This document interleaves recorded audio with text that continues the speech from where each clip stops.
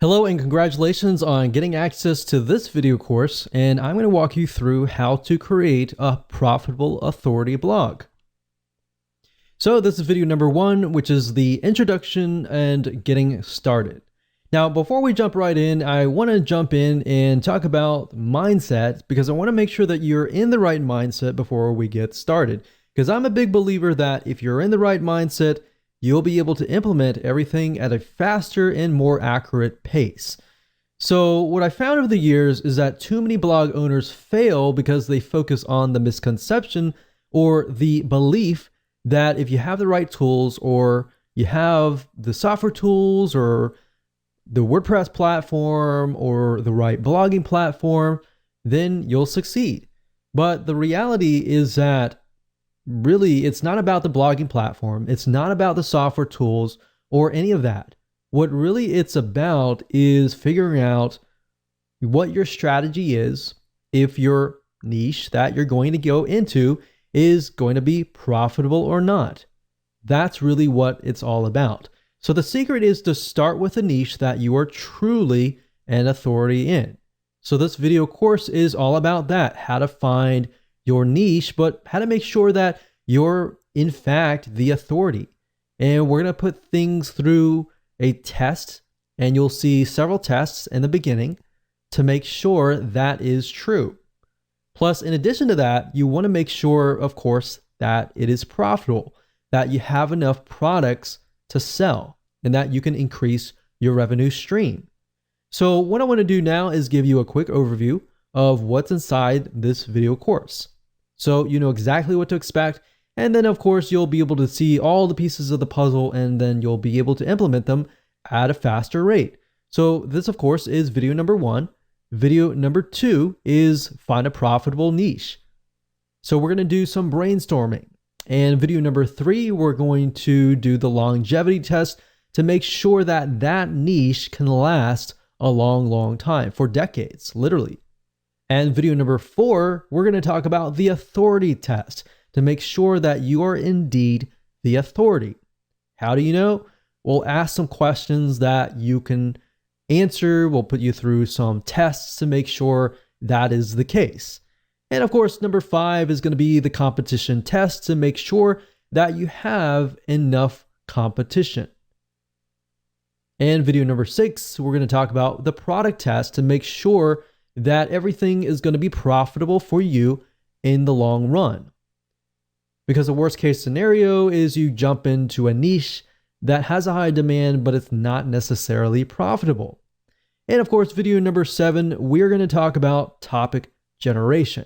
So we're going to take the niche that you decided upon, and I'm going to show you how to use free tools to gather intelligence to figure out what actual topics are in demand. Because it's easy to create topics out of our head, and that's great. And some of those might be high in demand, but we can verify these with actual tools online. And video number 8, we're going to talk about blog post creation. Video number 9, we're then going to talk about blogging platforms. So if you notice, a lot of videos 1 through 8 is all about strategy, planning, getting it right.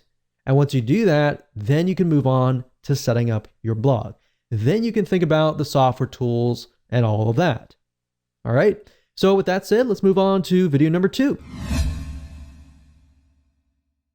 Welcome back. This is video number 2, and we're going to talk about how you can find a profitable niche that you are an authority around. And as we're thinking about that, I want to ask you a question, which is, what are you interested in? What are you passionate in? And I want you to keep that question in your mind. And the reason being is because I want to address an issue. And the issue is that many people tend to choose niches based on profitability. And that's the wrong way. Here's what you should look for. You should look for something that you're interested in, because if you look at the profitability or the money first, you will fail eventually, because you'll eventually run into a roadblock and you will get overwhelmed, it'll be boring, and you'll have no interest in it to continue. And another thing is you won't look like you really know what you're talking about. So start with your passion. And the great thing about that is that people will trust you. They will begin to see that you're passionate about it. Have you ever been to maybe a blog or a webinar or something of other, and you have noticed that the speaker is not passionate whatsoever? They just feel like they're there because they're there. Does that really make you want to trust them? If they are not really passionate, that you can tell that they don't really know what they're talking about, but they're just trying to get by. That probably turns you off, right? Well, same goes here. You don't want to portray that in any way. What I'm trying to get here is that you want to portray yourself as the expert. And to do that, you need to be passionate about the niche. So over time, like I said, things will get boring and you will lose sight. And once you've lost sight, that is the beginning of failure. So what I'm trying to do is I'm trying to set you up for success. Now, here's an example here. A while ago, I considered a niche called scrapbooking. I had zero interest in it, but I did this because I was trying to follow the money. What happened was it flopped. It died.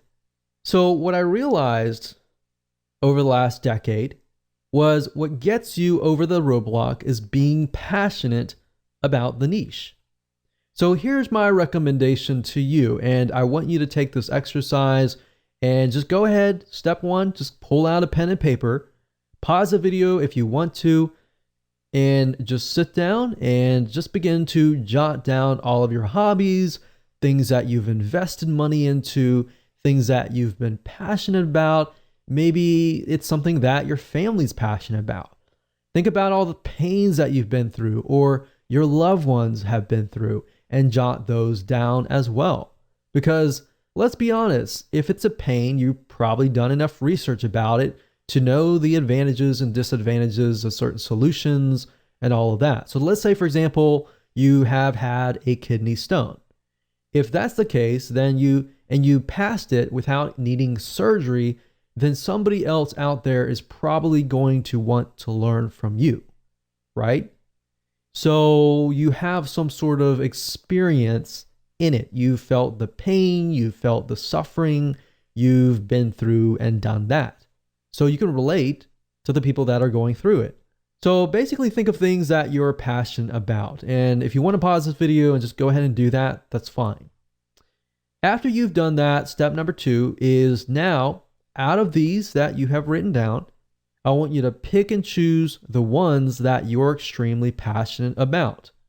Now, hold on to this because in the next video, we're actually going to discuss how to ensure that you can make sure that you can do this for the long term and that this passes the longevity test, which is the next video. Hello and welcome to video number 3, and we're going to talk about the longevity test. So here's a quick and easy short test that you can utilize to figure out if you're really passionate about the niche in the long term. Because you might be okay right now, but we really want to know if it's going to last for a decade or more. So in the previous video, you created many different topics and then you chose one. Now, the fact that you're passionate about this topic means that you're more likely to succeed in the long term, but we want to make sure that is the case. So here's what I want you to do. I want you to get a timer, whether it's your phone, whether it's your watch. From this topic, what I want you to do is try to jot down at least 10 to 15 different but very specific topics around this one topic. So in other words, let's do half an hour and let's see how fast you can create specific topics around this niche. So say, for example, let's take the example of kidney stones. We can think about with kidney stones, there can be dieting. For example, certain foods create kidney stones, and certain things, certain supplements can actually help pass the stone without surgery. Now, can you create 10 or more topics? So I created 2 out of those. Or let's say, for example, lowering cholesterol. We have dieting, we have exercise, we have cardiovascular exercise, we have aerobic exercise, we have other different options as well. So what we're trying to do is figure out how many topics you can create. So go ahead, do that now, pause the video. If you got 10, great. If you got 15, super. If you got 20, awesome. But if you got at least 10 within less than half an hour, then that's a good sign. That means that in your brain, you're able to produce topics right away and that you're actually passionate about this niche. Now, are you stuck? Let's say you tried it and you weren't able to think of anything. If you're stuck, then that kind of means that you need to move on to the next one. So look back on the list of pains and hobbies, pick another one and go through the cycle again until you find one that works. Now, here's the final test. Let's say you found something that you were able to write 10 for. Is this something that you would feel comfortable writing day in and day out? Is this something that you're willing to get educated about and increase your knowledge about, read books about from other experts, talk to other people about, surround yourself with people who enjoy this topic, and would you be happy with all of that? If you said yes to all of these questions, then this might be a good topic of choice. So that brings us to the authority test next. Hello and welcome back to video number 4. This is the authority test. When it comes to being authority, you always want to be one step or one level ahead of your audience. What do I mean by that?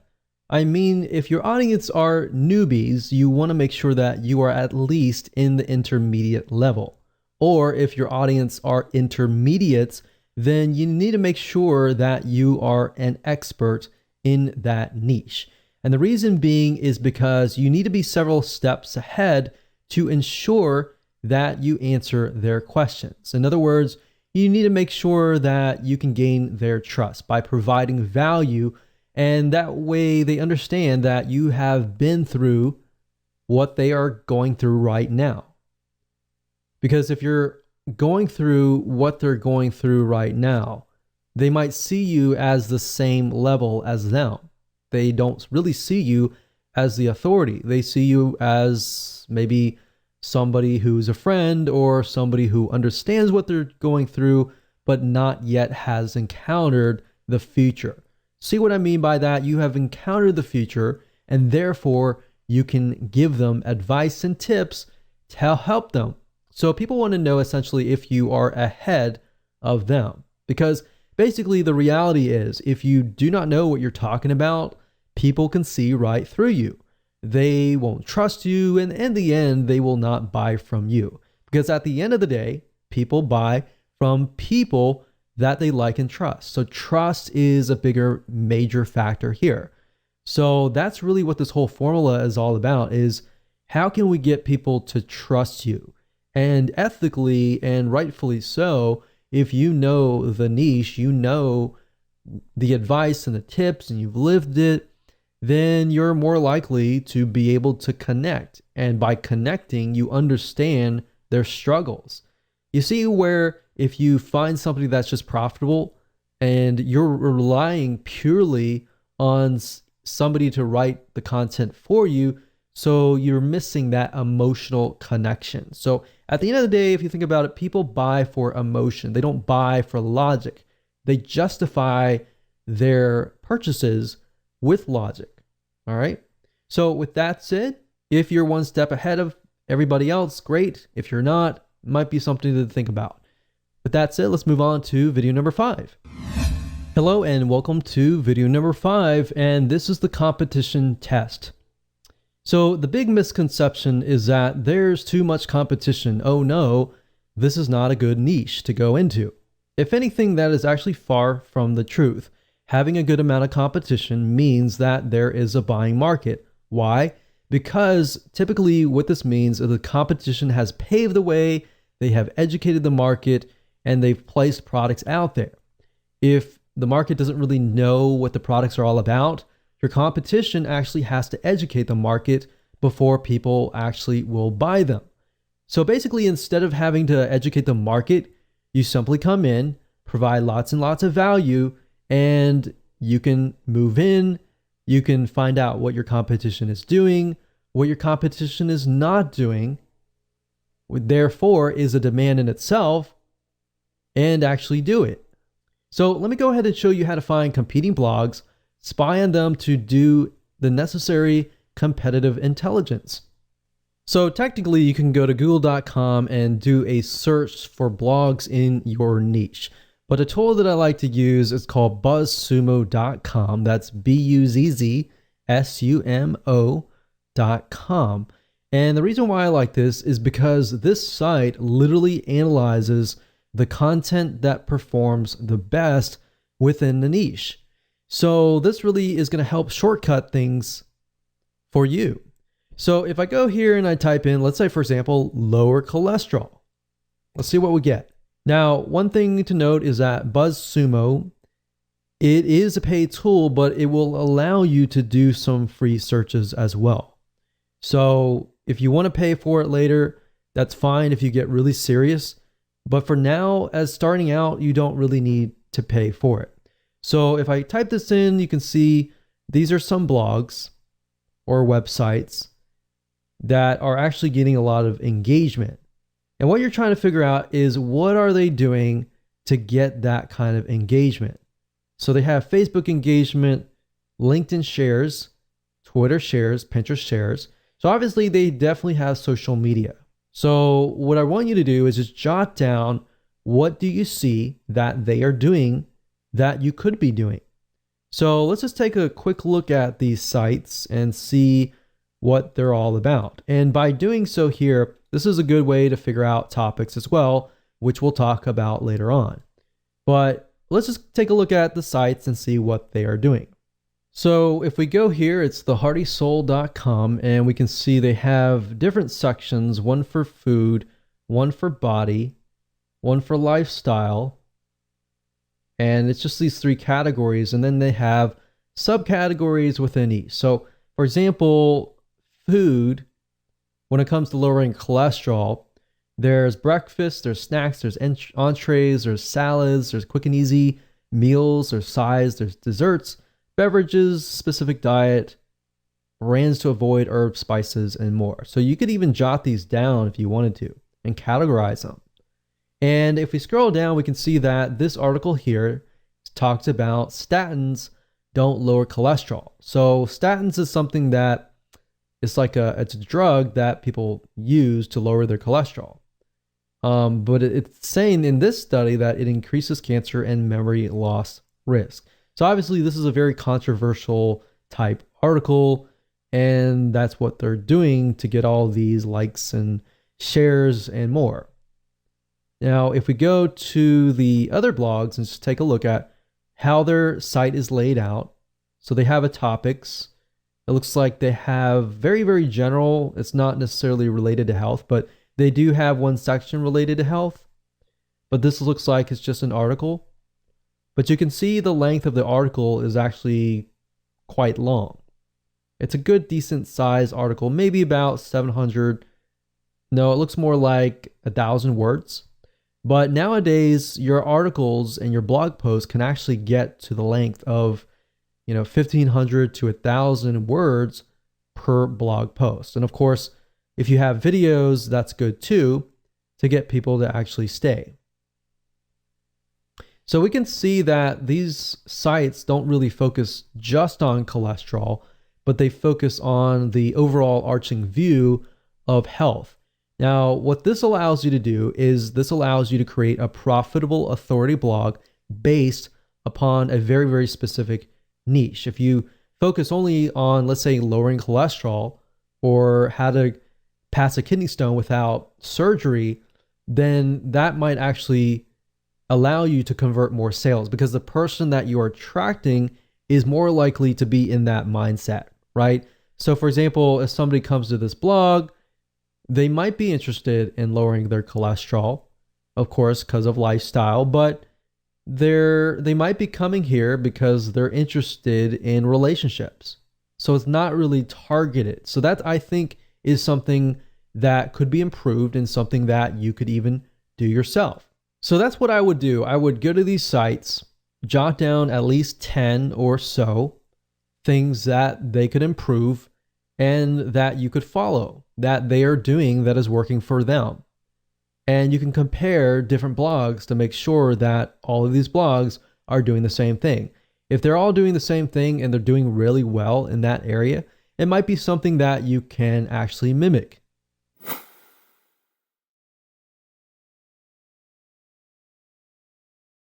Hello and welcome to video number 6, and let's go ahead and do the product test. Now at this point in the time, you know for a fact that this is a niche that you want to go into. But what we need to do now is we need to make sure that we are going to be able to profit from this blog. So what you need to do as far as product creation goes is figure out if you have an unlimited supply of products that you can sell to your market. Because the more products that you have, the higher your revenue stream is going to be. Now, there are different routes that you can take. You can either find affiliate products, or in other words, products that other people have created, and you can direct your traffic, your bloggers to, and you can send them there. And if they buy, then you get an affiliate commission. So you get a cut. Basically, if the vendor has a product, let's say a video course, and they give you 50%, for every sale that you make, you get 50%. Now, the nice thing about this is you don't have to deal with customer support. The downside is you only get half of the commission. Now, if you create your own product, obviously you get 100% commission. So you are the vendor, so you get 100% of the product. Now, that's the nice thing about products, but product creation definitely does take time. And a shortcut of that is what we call private label rights products. What that means is you have somebody who has created a video course or a report or ebook or some sort of product, and they are giving you rights to put your name on it and make it as your own. So the person creating the private label product, their name is not on it, so you pretty much get all the credit. Now, if you go find a private label rights product in your niche, let's say, for example, lowering cholesterol, and you compile a ebook or a report that somebody can buy, or you can turn that report into a video course that somebody can buy. Either way, product creation or private label rights, you get 100% of the actual revenue. So here's the thing. Finding affiliate products is great. It allows you to focus on your blog. But if you're unable to find many affiliate products, that just means that you're going to have to create your own products or find private label rights products. But I want you to understand that at the end of the day, the more products you create, the more you actually control yourself. So you actually own these products. And if you have 5 different products, you can cross-sell them. If somebody buys product 1, you're more likely to present them with product 2, 3, 4, 5. And if they like you, and if they like your products, they're more likely to buy the other products. And that's the beauty of this, is you can pretty much do however you wish if you own the product. So what I want to do now is just head on over to Google. I'm going to show you real quick how to find products that you can sell if it's an affiliate product, or if you want a private label rights shortcut. So this is going to be a quick and easy exercise. Simply go to google.com, and then of course in the search box, type in private label rights, and then place the next word to be your niche. So in this case, if that's lower cholesterol, let's see what we get. So you're going to see PLR or private label rights. You can do a search for PLR as well. Same thing, same acronym. And you can see that, this is $3.49. It's 30 days to lower cholesterol, PLR ebook. And you want to make sure that you see what's inside the ebook. Now, I can't say for everything. Some ebooks are created with tons and tons of high quality, and some are created and they're not really good quality. So you really have to pick and choose. I mean, it's not really expensive. So at the end of the day, you can look at it, and if it's great, if it needs to be rewritten, you can hire an article writer to do a total rewrite of it. Or another thing you can do is you can head on over to upwork.com or Fiverr.com, which is Fiverr.com, and find somebody to turn these articles into videos, which is something that most people don't do, but that's an extra step that you can take that really adds a lot more value.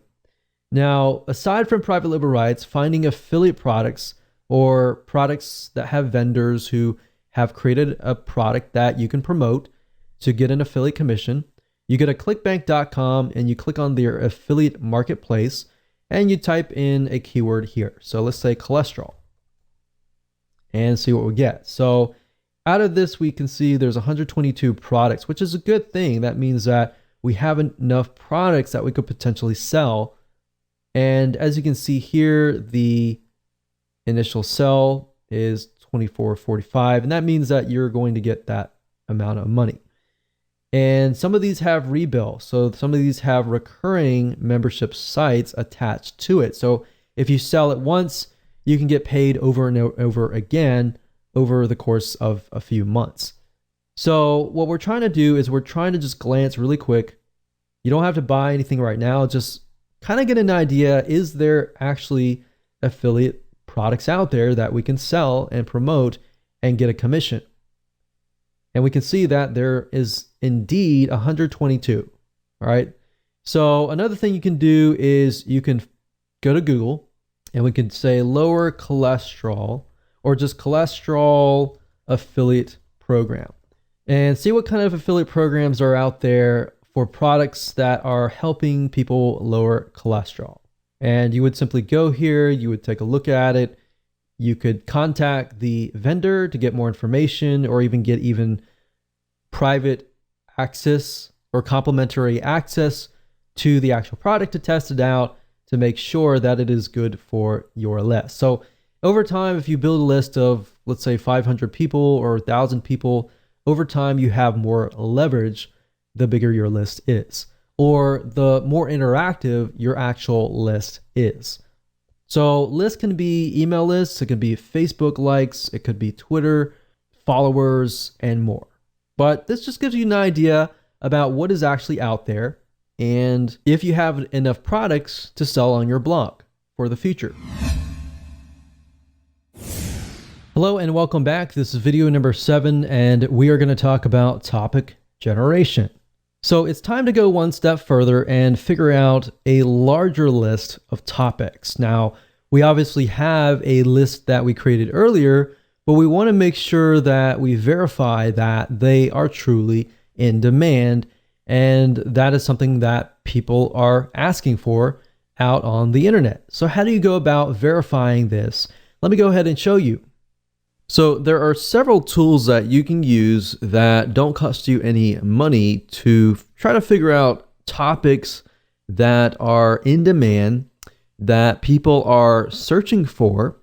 And the two sites are Google and SEMrush. Now, SEMrush does cost money, but at the same time, they do allow a free search, which gives you a limited amount of topics.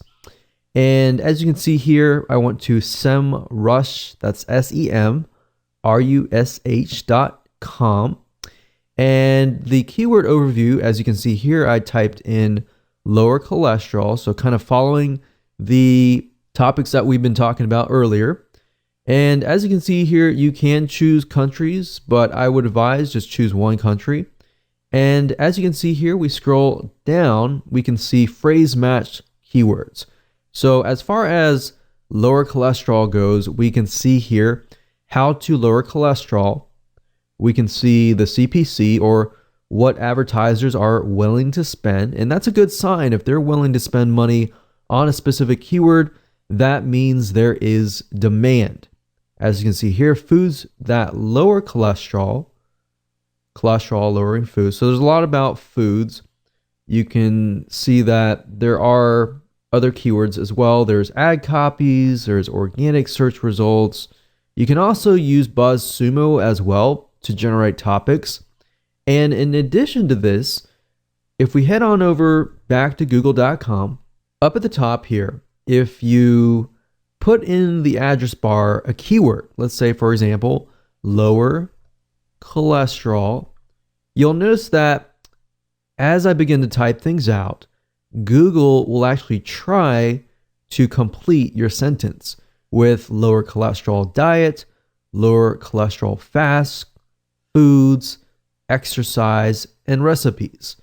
Now, if I were to, let's say, type in lower cholesterol, just flat out, and I scroll all the way down to the bottom, you will see a larger list of searches related to lower cholesterol. Now, what this allows you to do is it allows you to see the high demand searches. In other words, Google's not going to show keywords up at the top unless people are actually searching for them. So if thousands among thousands of people are searching for them, that's something to be aware of.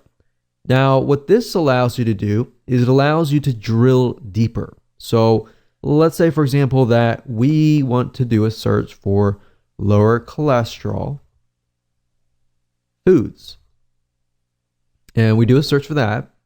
And if you scroll all the way down to the bottom, you will see everything related to lower cholesterol foods. So we can see cholesterol in almonds, breakfast, food lists, recipes, how to reduce it naturally without medication. So we can see that and can I get an idea of the type of person that is searching?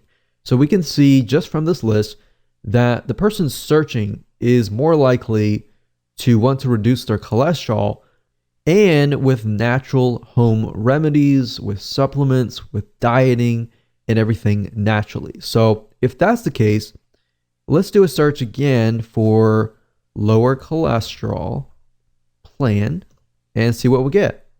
So let's scroll down all the way down to the bottom, and we can see that the plan consists of diet plans, how to lose weight. So losing weight can be a factor.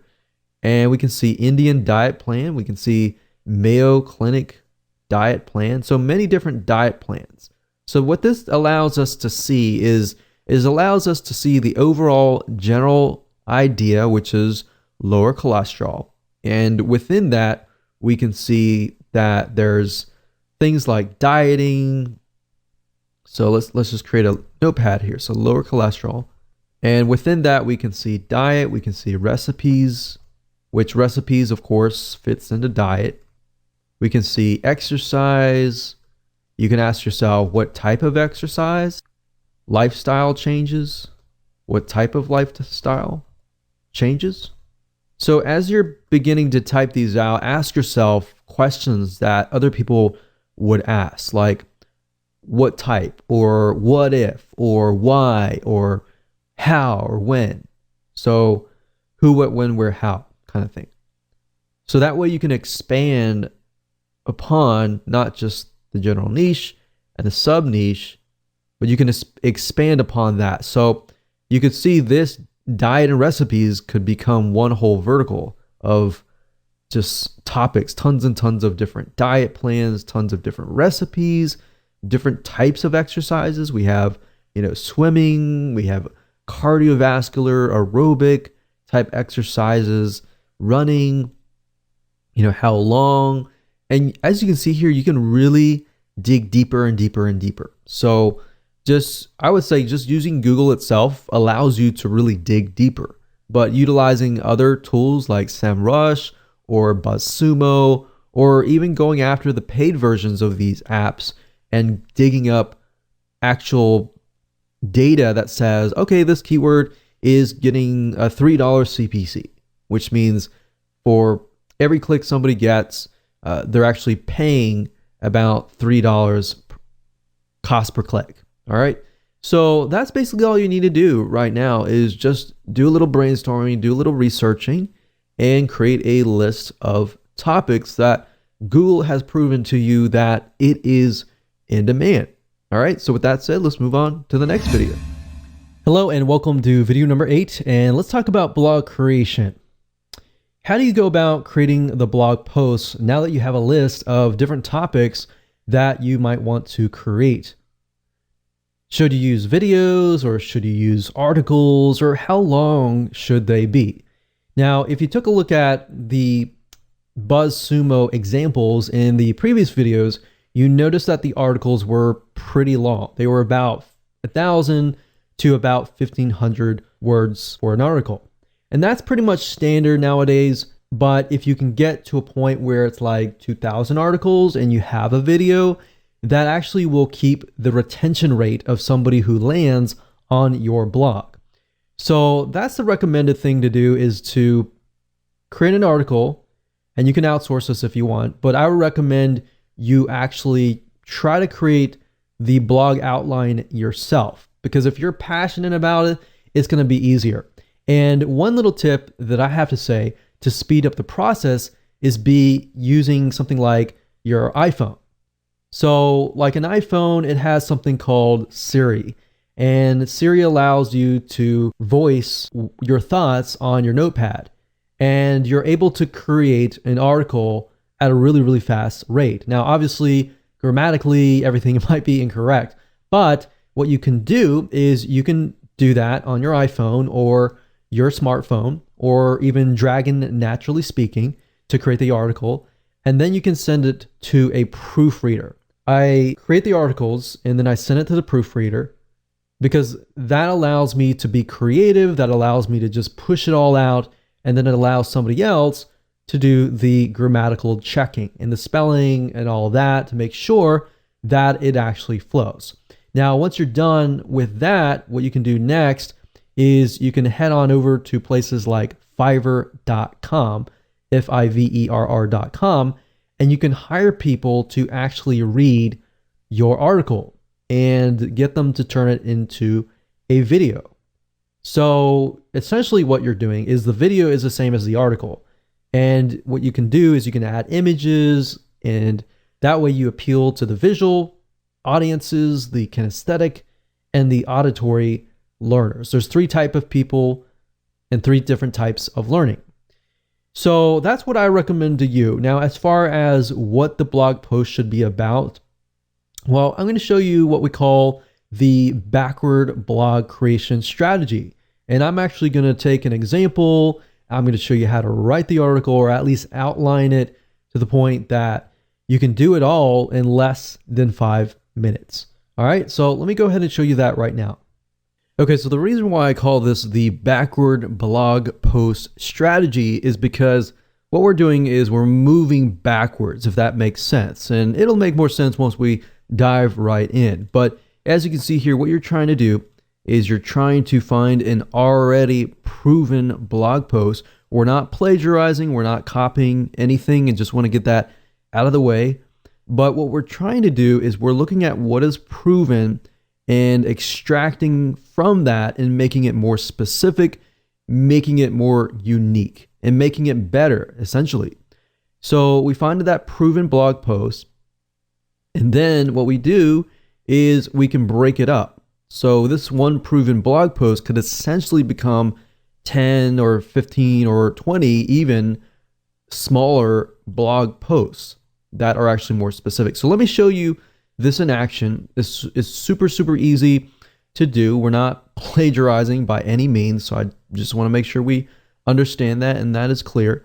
So let's move on and let's talk about lowering cholesterol again. So lower cholesterol foods. You notice that in the previous search that we noticed that a lot of foods, a lot of natural remedies. So let's kind of focus on that because that seems to be what people are searching for.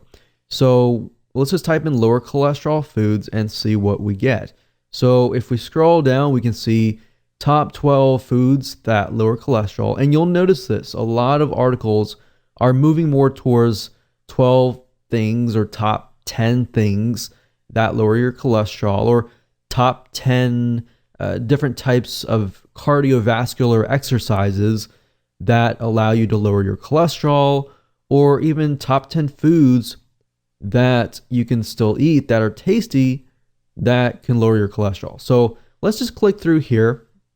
We'll click this one here and let's just start from there. So as you can see here, it says 12 foods that lower cholesterol naturally. Now, if we take a look here, we can see that it lists different types of foods. So different categories of foods like oats, we have red wine, we have salmon and fish, we have nuts. Now, we can see that while this is great and all, we can go more specific. So the question is, how do you go more specific? Because obviously the more specific it is, the more interesting it is sometimes, but at the same time, a lot of times it'll actually boost your authority simply because people feel like, okay, you've actually focused in on very, very specific details. So instead of saying like the top 12 different foods that lower cholesterol, what you can do here is say, for example, fish. You can say the top 10 fish that actually lower your cholesterol, or top 5 fish that lower your cholesterol, top 5 types of nuts. Because as you can see here, there are many different types of nuts. There's our pistachios, for example, that can help lower cholesterol. And there are many other types like almonds that can help as well. So try to go through here and just break it down. So let's just go here and we can see here that it's talking about nuts, oats, red wine, salmon or fish, nuts, and let's scroll down and see what else. So we can see teas, we have beans, we have chocolate, we have margarine, and we have garlic and olive oil. So there are actually other olive oils or types of oils that can lower cholesterol. So we can do oils, and let's just start with that. So obviously oats are oats, red wine, there might be different types of red wine. So maybe we could do top 5 types of red wine, or top types of fish, top 5 types of nuts, and top 5 types of oil that lower your cholesterol. Now, indirectly, what you're doing here is, even though it is very, very specific, you're actually helping Google figure out what your site is all about. So there we go. From this one article, we were able to create 4 different articles.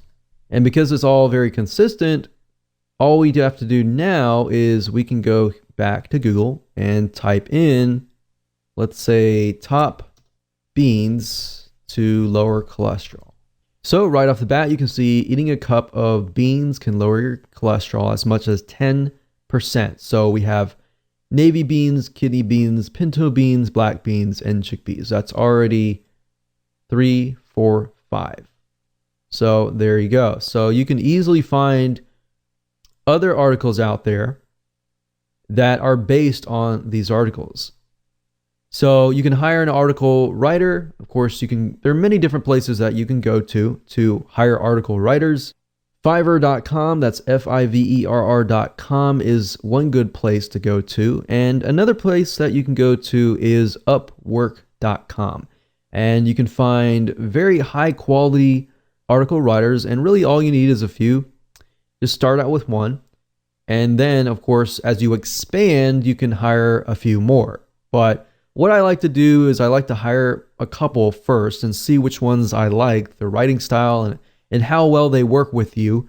And then you can outsource it. Or you can either do it yourself and very, very easily do it because you have it's more specific. The more specific it is, the easier it is to write. So for example, going back to nuts, we have number 1, pinto beans. Number 2, navy beans. Number 3, 4, 5. So all we need is 3 more, which we have those. So kidney beans, chickpeas, and butter beans. So all you have to do is simply hand this to an article writer and say, hey, I want you to write an article on the top 5 types of nuts that lower your cholesterol. And I want you to cover the what and the whys. So basically, this is how it goes. As far as writing a blog post, to make sure that they convert, you always want to cover the what and the whys. You can cover the whens, that's fine, but you don't really want to cover the how. The how is the solution. So the solution is a how, and that essentially is what you are trying to get somebody to buy your product, is the how. So you get people interested in lowering their cholesterol. They learn about the what's and whys, and now they need to learn how to do that. All right. So that's how to create a high converting blog post at a very, very fast pace. Welcome to video number 9, and we're going to talk about blogging platforms. So congratulations, you've reached the end of this video course, and now it's time to talk about blogging platforms. We're going to talk about two things: WordPress or Blogger. And the reason why I want to talk about Blogger is because I know many of you might have the temptation to use Blogger, and Blogger is great. And you can use both, but I recommend the WordPress being your actual blog. And of course, if you want to use Blogger, you can use it to kind of bump the rank up of your WordPress site. So let me explain. Blogger is owned by Google. It's also known as blogspot.com or blogger.com. If you go to either or site, you will go to the same site. This is owned by Google, and it is able to rank super fast. In fact, you'll notice that many self-made authority figures in different niches like you are using blogger.com. And if you notice, they rank really, really fast in the internet. Now, here's the downside of Blogger or blogspot.com is you don't own it. So this means if you get banned for whatever reason, you lose your asset, right? Now, that's where WordPress comes in. Ultimately, you need to have your own asset, especially if you're building a business surrounding this. This is a serious thing. So that's why we recommend WordPress. And you need to buy your own domain. You need to buy your own web hosting. And usually, typically, most web hosting companies have WordPress. So you can simply log into the panel or even ask them to install it for you, and they will install it, and you're good to go. So I'm going to explain a little bit more depth about WordPress. How do you find a domain? How do you go about finding web hosting? What web hosting companies we recommend? And how do you create your blog? How do you find themes? And we'll cover all of that in just a second. Okay, so in order for you to get this to work, you need to have a domain name because you need to have your own brand, essentially. So what you need to do is you need to head on over to a site called Namecheap.com. And what Namecheap is a domain registrar, which is where you can buy your domains. So you can go here, and if the domain is available, you can actually get access to it. So if we say something like lower cholesterol, and I'm pretty sure lower cholesterol is taken, but we'll just do 1, 2, 3, 4, 5, 6.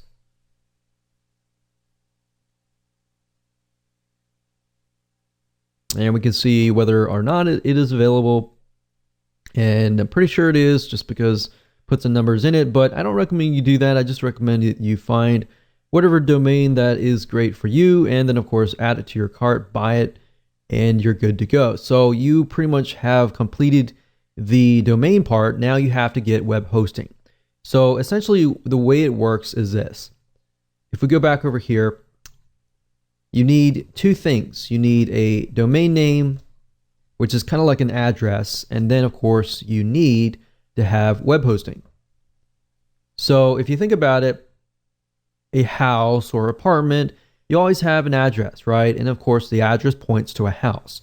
And then a house actually has furniture in it, and you can change the outlook of it, the design of it, on all that. That's basically what web hosting is all about. So what you need to do now is you need to find a web hosting company that specializes in WordPress, because you're going to be using WordPress. Now, just keep in mind that WordPress is a very intensive type software. So as you grow your WordPress site, it utilizes a lot of RAM, a lot of server processing speed as it grows. So that's just something to keep in mind. So what I recommend that you do, you can either go to Google and you type in top WordPress hosting companies and go from there, or you can specifically use the ones that I'm about to talk to you about. There's one site called knownhost.com. We've used them. They have one of the best customer supports as of now. and they're very, very fast. The one good thing about web hosting companies is, as far as trying to figure out whether or not they are good or not, is to figure out how fast their support really is. If you email them, and you might want to test it out, if you contact them and they take hours and hours to get back to you, move on to the next place, because that's a good sign to figure out whether or not, that's a good hosting company. But we've tested this particular host and we found that they're really, really good. So what you want to do is you can head on over to here, and what you're looking for with WordPress type web hosting is SSD. So any type of SSD is going to be really, really fast. So you can pick the $25 per month plan, for example, and this is going to be reliable because this is a reliable host. You always want to choose a reliable host. The next host that's good for web hosting for WordPress is a2hosting.com. And if you go here, you look for the cloud hosting, or you can look for the shared hosting. So if you click on cloud hosting, you can go through and purchase whatever you need. Typically what you can do is you can start out with the very, very basic plan, and then of course move up from there. So as you can see, A2 hosting uses SSD, which is what you want. If you see any hosting that is using something like HDD, which is a regular hard drive, then you might want to pass. So for example, there are a lot of web hosting companies out there. HostGator also provides WordPress hosting. I cannot recommend HostGator. Have not really had the greatest experience with them. But KnownHost.com is a great web hosting company that we have tested, and it has been tried and true. So once you've gotten your domain and your web hosting, the web hosting company will provide you with information on how to connect the two. So they will provide you with that, and if you have any problems with that, you can talk to them about that. So basically, I can tell you for a fact, KnownHost utilizes what we call cPanel. So they're going to give you access to a cPanel, which then you can log in, and of course, they will give you access to what we call Softaculous. So what you do is you click on WordPress here, and this is basically an app installer. So instead of having to go to WordPress.org and install the 5-minute installation file, which really isn't 5 minutes, by the way, it's more like maybe 10 or 15 minutes or even more, depending on your expertise. So that's why I find this route is just a lot easier, because with this Softaculous, all you have to do is simply go down, click install now, and you fill in the details, and within less than 3 steps, you have installed WordPress. So up at the top, if you scroll down, you're going to see the in-directory option. What this means is basically if you want your WordPress blog to be installed on www.yourdomain.com, if that is the case, leave this blank. If you want to install the WordPress blog in a subfolder, then that's when you can actually enter a directory here. So if this case, we can just type in test blog, you fill in your site name, your description, and then of course your admin username and password. And then of course you can choose the advanced options, and then you can actually select a theme. So that's the nice thing about this particular app installer, is you can pick one, you can actually scroll through many different themes. And the nice thing about WordPress is you can literally change the whole design with a click of a button. You don't have to redo everything or anything like that. So if I want to go with this one, I can click select and click install. And literally within less than a minute or a couple minutes, we are good to go. That's it. And of course, if we go to the actual blog itself, we can see the actual blog has been created. Now, the app installer is going to give you access to the WordPress administrator dashboard, as you can see here. And all you have to do is literally, whenever you create a post, you can go here, add new posts, and you can add new pages. You can also change the appearance by going to appearance and themes. So let's say, for example, we don't like this particular theme. We always can go to add new, and we can find another theme. We can click install, for example, and it's installed. We can activate it. And if you go to the live site, you can literally see that the blog design has been changed. Now, I would recommend that if you are very serious about building a long-term authority blog, that you buy a theme that actually relates to your audience. So I recommend a site. It's called themeforest.net. themeforest.net. And if you go under WordPress, you can actually find different themes that relate to different markets. So for example, we have blog and magazine. And just because it says blog does not necessarily mean you have to use that theme. You can use a theme that is related to other different markets as well.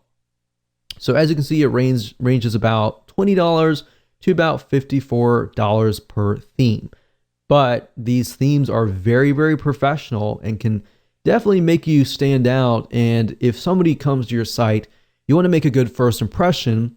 And if you do that, that's one side of getting people to trust you, is to make sure that your site looks professional. So that's just something to think about as well.